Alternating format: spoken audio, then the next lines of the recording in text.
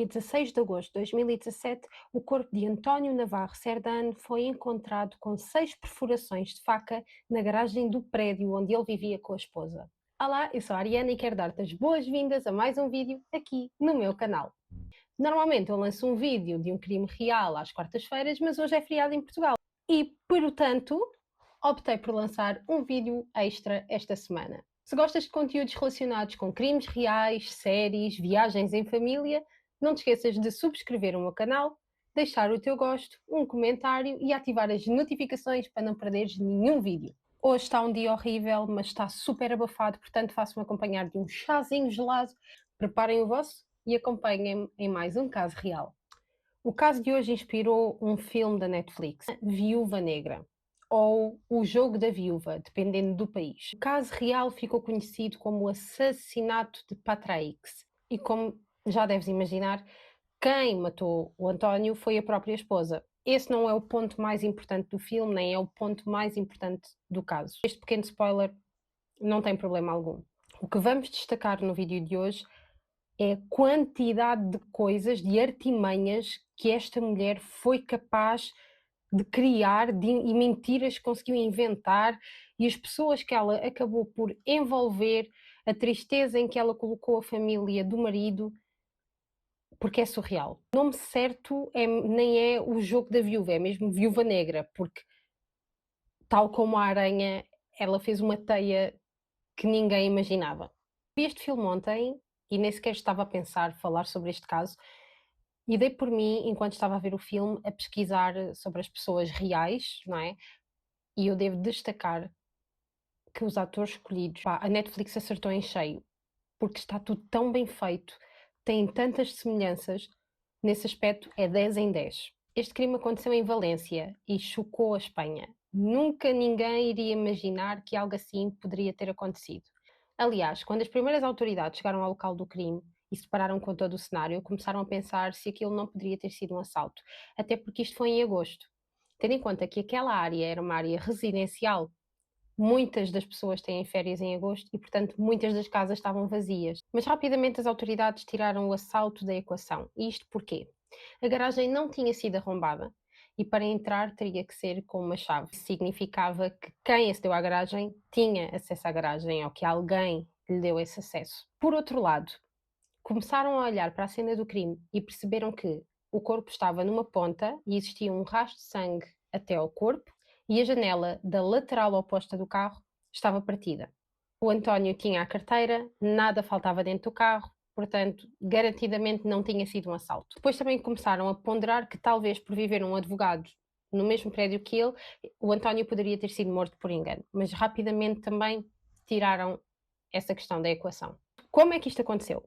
O carro estava no lugar de estacionamento em que sempre estava. O assassino e o António iniciaram um confronto corporal na lateral do lado direito do carro. Um deles foi projetado contra a janela do carro, partida então a janela do carro. O António foi então empurrado para a parte traseira do carro, começou a ser esfaqueado aí, e então aí é possível ver o rastro do sangue até à parte frontal do carro. E o corpo do António estava à frente do carro, para ficar assim mais escondido. E foi aí que ele acabou de ser golpeado. Enquanto tudo isto está a acontecer, a mulher do António, a Maria Jesus, estava no seu turno no hospital, porque ela era enfermeira, trabalhava num hospital e num lar. Então ela sai do hospital, vai ter a casa, percebe toda aquela movimentação ali na garagem, sabia que estavam pouquíssimas pessoas no prédio por ser a época das férias e começou a pensar que poderia ter acontecido alguma coisa ao marido. E vai então ter com as autoridades, perguntar o que aconteceu, que não consegue falar com o marido há imenso tempo, e o álibi dela era que estava a trabalhar. Então a investigação vai mais além e começam a perceber que a Maria Jesus estava envolta numa grande teia de mentiras. Em primeiro lugar, ela estava a trair o António. E esta não era a primeira traição. Ela já tinha traído o António antes do casamento.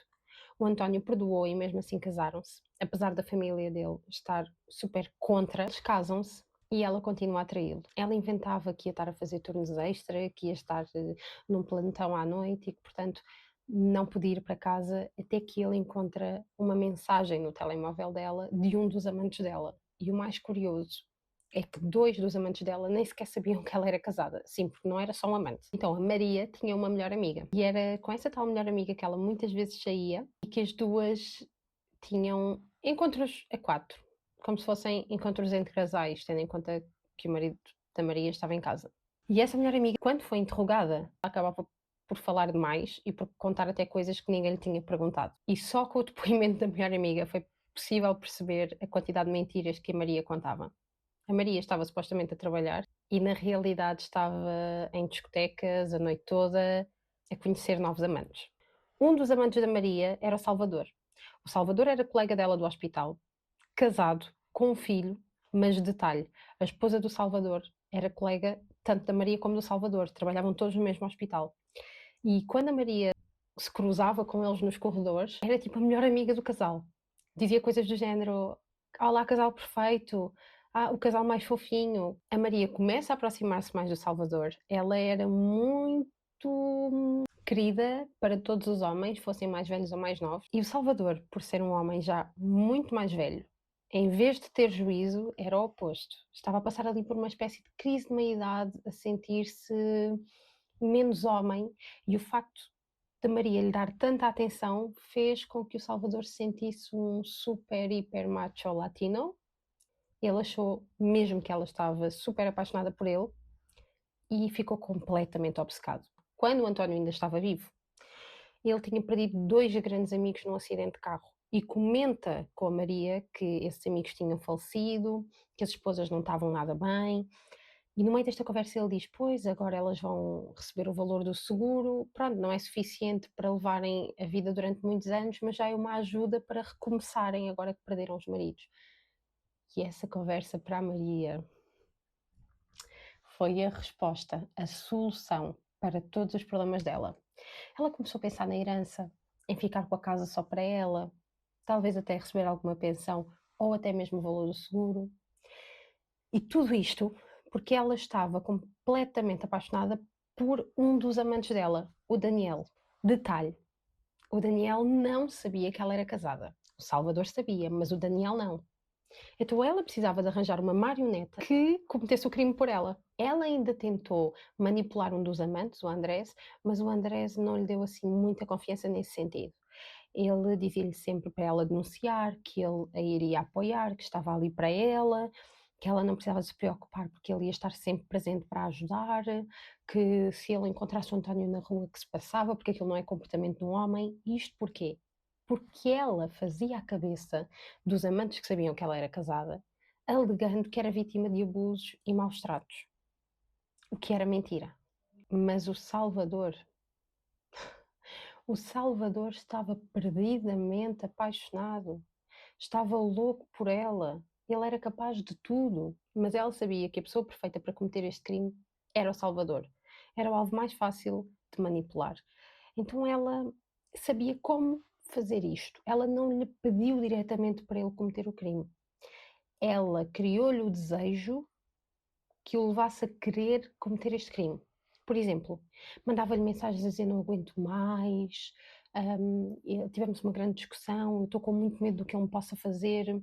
Andava no local de trabalho, nos corredores, a chorar. Então ela sabia como fazer as coisas.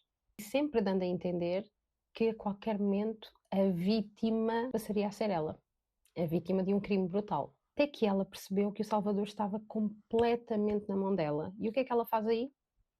Fala com ele sobre o plano perfeito, que teria que ser em agosto, por ser verão, por não estarem tantas pessoas ali no prédio. Disse-lhe exatamente as horas e deu-lhe uma chave. Foi com ele até à garagem e mostrou-lhe: Olha, é aqui que o António deixa o carro e é aqui que tu vais ter que cometer o crime. E o Salvador, obviamente, aceitou.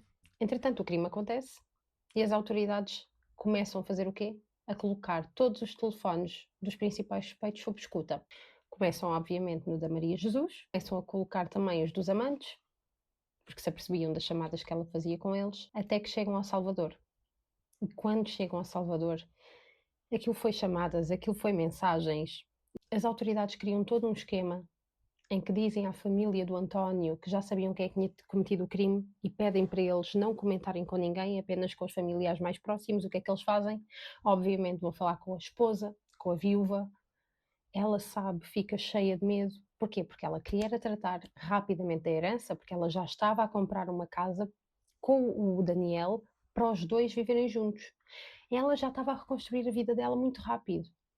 Claro que, mediante toda a situação, ela foi obrigada a dizer ao Daniel que já tinha sido casada, o que é que tinha acontecido, o crime, mas obviamente não lhe contou a verdade sobre o crime. E a Maria Jesus já andava a colocar o Salvador para trás, ele continua atrás dela e apaixonado por ela. Mas ela fica com medo, porque o Salvador sabia demais. O Salvador podia acabar tanto com a vida dele próprio como com a dela, no meio deste processo todo. As investigações continuam. E quando a Maria Jesus começa a ficar então com medo por causa do Salvador, combina um café com ele. Só não estavam a contar que a polícia sabia que ia estar lá e que ia estar tudo sob escuta e que, portanto, as confissões ficaram gravadas. Para além de tudo o que já tinham, uma confissão ali declaradíssima à mesa. Ambos foram presos. O Salvador, no início, ainda estava a tentar fugir, a tentar negar, sempre com pena dela, mas a Maria esteve até ao último segundo a dizer que era tudo mentira, que o Salvador era perdidamente apaixonado, obcecado, louco por ela e que tudo tinha sido uma ideia dele, que ela não tinha nada a ver com aquilo. Agora fiquem chocados comigo, porque isto não acaba por aqui. Maria e Salvador estão presos e continuam a escrever-se, continuam a trocar cartas de amor. Até que Salvador descobre que ela mantém múltiplos relacionamentos. Apesar da polícia ter todas as provas, Salvador continuou sempre a confessar que tinha sido tudo ideia dele, até que a filha dele lhe implorou para que ele contasse a verdade. E foi só em novembro de 2018 que ele confessou que tinha sido manipulado por ela.